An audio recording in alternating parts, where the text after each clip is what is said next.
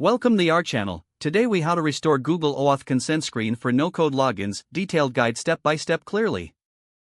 To restore your Google OAuth consent screen for no-code logins, start by logging into the Google Cloud Console. Select the project you want to work on from the project drop-down menu at the top of the console.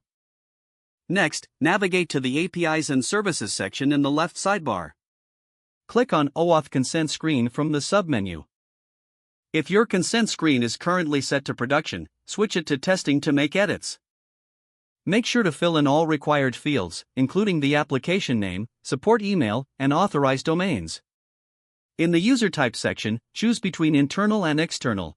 Scroll down to the Scopes for Google APIs section. Add any necessary scopes that your application requires for functionality.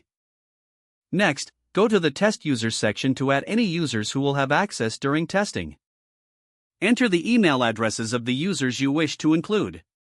Ensure that you have filled out the application homepage link, privacy policy link, and any other optional fields as needed. Once all information is complete, click the Save and Continue button to proceed. Review the information you entered and make any necessary adjustments. Finally, click Submit for verification if you're ready to take your application live. If you encounter any issues, check for any warning messages and address them before submission.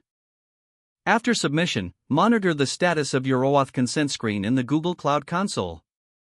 If the page does not load, refresh the browser or try again in a private or incognito window.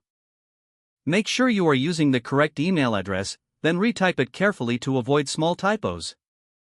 If your password is not accepted, use the reset option and create a new strong password you can remember. Check your spam folder for verification or security emails, then complete any requested confirmation steps.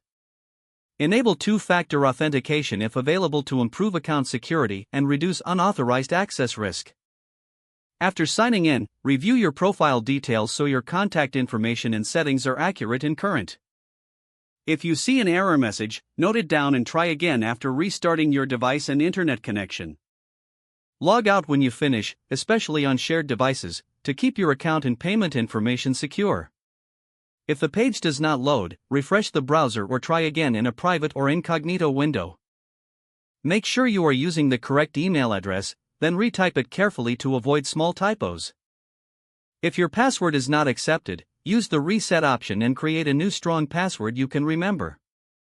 Don't forget to like this video and subscribe to our channel for more step-by-step tech guides.